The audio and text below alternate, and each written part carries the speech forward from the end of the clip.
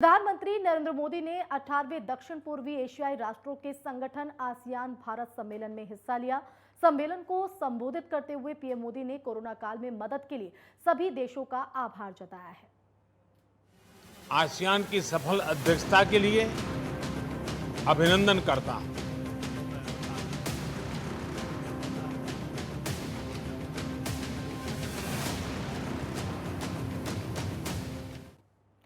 तो प्रधानमंत्री नरेंद्र मोदी ने आज ब्रुनेई के सुल्तान हसनल बोलकिया के आमंत्रण पर 18वें दक्षिण पूर्वी एशियाई राष्ट्रों के संगठन आसियान भारत सम्मेलन में हिस्सा लिया।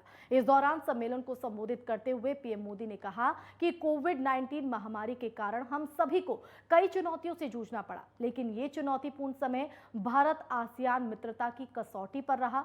वहीं पीएम मोदी ने कहा कि इतिहास गवाह है कि भारत और आसियान के बीच हजारों सालों से जीवंत संबंध रहे हैं। इनकी झलक हमारे साझा मूल्य, परंपराएं, भाषाएं, ग्रंथ, वास्तुकला, संस्कृति, खान-पान को भी दर्शाती है। तो आसियान की यूनिटी और सेंट्रलिटी भारत के लिए सदैव एक महत्वपूर्ण प्राथमिकता रही है।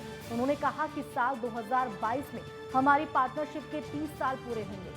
भारत भी अपनी आज़ादी के 75 साल पूरे करेगा। मुझे बहुत ज्यादा खुशी है कि इस महत्वपूर्ण पड़ाव को हम आसियान भारत मित्रता वर्ष के रूप में मनाएंगे। बता दें कि ये सम्मेलन हर साल आयोजित किया जाता है, जो आसियान और भारत को शीर्ष स्तर पर संवाद का मौका प्रदान करता है। तो प्रधानमंत्री नरेंद्र मोदी ने कई बातों को खुलकर यहाँ पर विश्व मंच के जरिए रखा। तो प्रधानमंत्री मोदी ने पिछले साल नवंबर में 17वें आसियान सम्मेलन में हिस्सा लिया था और इस बार 18वें आसियान सम्मेलन को संबोधित करते हुए प्रधानमंत्री नरेंद्र मोदी ने कहा कि भारत आसियान का जो संबंध है वो और दृढ़ होता जा रहा है और इतिहास इस बात का गवाह है। आसियान की मैं हिज मैजेस्टी ब्रुनेई के सुल्तान का 2021 में आसियान की सफल अध्यक्षता के लिए अभिनंदन करता हूं। योर मैजेस्टी, एक्सेलेंसीज, कोविड-19 महामारी के कारण हम सभी को अनेक चुनौतियों से जूझना पड़ा, लेकिन यह चुनौतीपूर्ण समय भारत आसियान मित्रता की कसौटी भी रहा। तो जिस तरह से कोरोना में कई चुनौतियों का सामना विश्व को करना पड़ा, इसका जिक्र करते हुए प्रधानमंत्री नरेंद्र मोदी ने कहा कि ये जो दौर था वो कहीं ना कहीं आसियान और भारत की मित्रता का भी कसौटी रहा है। और ज्यादा जानकारी के लिए रुक करेंगे हमारे संवाददाता राजकुमार चौधरी का, जो हमारे साथ जुड़ गए हैं। राजकुमार, 18वें आसियान भारत शिखर सम्मेलन को पीएम मोदी ने किया संबोधित। बिल्कुल आशिमा, बहुत बेहतरीन दिन आज भारत के लिए है, क्योंकि आर्थिक, सामाजिक और तमाम तरह के जो संबंध होते हैं उन संबंधों को प्रगाढ़ बनाने के लिए इस तरीके के सम्मेलनों का आयोजन किया जाता है। हालांकि आज तकनीक के जरिए वो वर्चुअल विधि से जुड़े और इसका उन्होंने अपने संबोधन में जिक्र भी किया कि मैं व्यक्तिगत रूप से उपस्थित नहीं हो रहा हूँ, लेकिन वर्चुअल विधि में मुझे जुड़ने का मौका मिल रहा है। एक समय अगर स्टेटमेंट को देखा जाए प्रधानमंत्री के, बहुत कम समय में, मतलब 3.5 मिनट का शायद उनका सारा संबोधन रहा और उसमें उन्होंने इतना टच दिया और महसूस कराने का प्रयास किया कि जो एक दौर जो कोरोना का था, कोरोना को भूले नहीं, क्योंकि कोरोना का जो दौर रहा उस दौर से पूरी दुनिया जूझी और उसमें भी अगर संबंधों को बेहतर बनाए रखने के लिए आदान प्रदान, क्योंकि जिस तरीके से कोरोना की वैक्सीन का हमने आदान प्रदान किया, उसका रिटर्न जो गिफ्ट मिला हमें वो कहीं ना कहीं उस ऑक्सीजन के जरिए मिला और उसमें ब्रुनेई के सुल्तान से जिनका जिक्र कर रहे थे उनकी भी बहुत अहम भूमिका रही। तो तमाम जो देश हैं, तमाम जो देश इसके आसियान के जो मेंबर हैं, उनको एक मैसेज जाता है और हिंदुस्तान का एक अपना टेम्परामेंट है, एक तरीका है। तो इस तरीके के संबंधों को बेहतर बनाए रखने के लिए इस तरीके के आयोजनों में हिस्सा लिया जाता है। लेकिन प्रधानमंत्री ने बहुत कम शब्दों में और बहुत महत्वपूर्ण अपनी बात कही। अब देखना बड़ा दिलचस्प होगा कि आने वाले दिनों में किस तरीके के छोटे से संबोधन के जरिए हर एक चीज को साधने की उन्होंने कहीं ना कहीं कोशिश की है। जहां उन्होंने जिन देशों की तरफ से मदद यहां पर पहुंचाई गई उनका आभार व्यक्त किया, तो साथ ही भारत और आसियान की जो मित्रता है उसको लेकर भी कहा है कि आने वाले वक्त में और ये जो मित्रता है और ये जो संबंध है वो दृढ़ होंगे और हजारों सालों का जो है जिक्र भी उन्होंने अपने संबोधन के जरिए किया।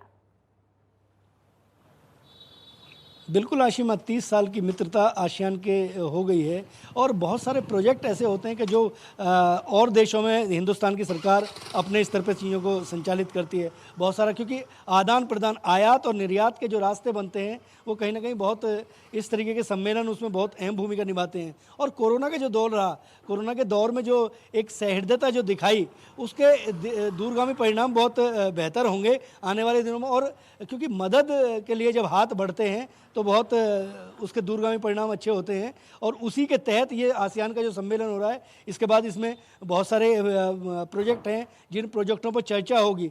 तो एक आयात की और ये संभावना आज का संबोधन और इस तरह से इस सम्मेलन में हिस्सा लेना इसलिए भी काफी अहम हो जाता है राजकुमार, क्योंकि एक शीर्ष स्तर पर बोलने का मौका मिलता है और विश्व को एक संदेश देने की कोशिश होती है कि भारत अकेला नहीं, अब बहुत लोग हैं जो उसकी मदद के लिए आगे खड़े हैं। बिल्कुल आशिमा, एक संवाद के जरिए ही कहीं ना कहीं मित्रता होती है। और मित्रता अगर चाहे वो दो लोगों के बीच हो और चाहे दो देशों के बीच हो, उसमें सहृदयता बहुत ज़रूरी है। क्योंकि अगर पे करने की स्थिति होगी और उसमें अगर भावनाएं होंगी और भावनात्मक लगाव होगा तो मित्रता बहुत बेहतर और बहुत लंबा चलने की उसकी संभावना होती है। और बुरे समय में जब मित्र साथ खड़े होते हैं, चाहे वो मित्र देश हो और चाहे वो मित्र कोई व्यक्ति हो, तो उसमें बड़ी अहम भूमिका होती है और बहुत उसके मायने लगाए जाते हैं। क्योंकि अब पूरा ग्लोबलाइजेशन जो हुआ है, जो पूरी दुनिया एक दूसरे की तरफ देख रही है, तो एक संवाद के जरिए चीज़ें बनती हैं और आने वाले दिनों में इसके बहुत बेहतर परिणाम की संभावना व्यक्त की जा सकती है। और शायद उन्होंने अपने संबोधन के जरिए इस बात का जिक्र भी इसलिए किया है कि जो आसियान की यूनिटी है, सेंट्रलिटी है, वो भारत के लिए सदैव एक महत्वपूर्ण प्राथमिकता रही है, जो कहीं ना कहीं उनके इस मजबूत दावे को भी जो प्राथमिकता है, प्रमाण है, वो करता हुआ नजर आता है।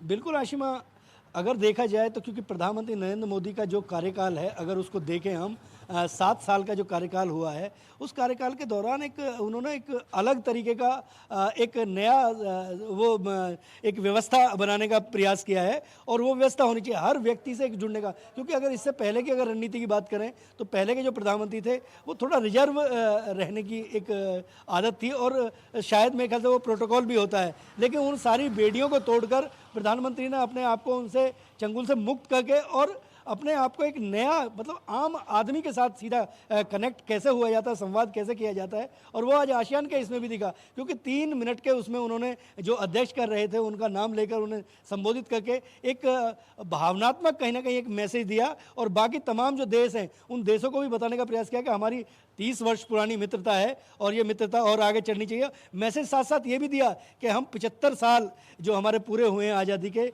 हम वो मना रहे हैं और हमारा ये जो इस समय का उत्सव और है, ये जो जश्न है वो दोगुना और भी हो जाएगा, क्योंकि 2022 में उन्होंने ये भी कहा है कि इस मित्रता को कई साल हो जाएंगे और उसे भी जश्न के तौर पर मनाया जाएगा। फिलहाल बहुत शुक्रिया राजकुमार आपका जुड़ने के लिए, जानकारी देने के लिए। तो ये वो तमाम बड़ी बातें थी जो प्रधानमंत्री नरेंद्र मोदी की तरफ से संबोधन के जरिए पूरे विश्व मंच से कहीं ना कहीं एक संदेश देने की कोशिश की है कि भारत की जो मित्रता है वो कहीं ना कहीं सकारात्मक रहती है और यही वजह है कि तमाम चुनौतियों को बड़ी आसानी से पार किया जा सकता है।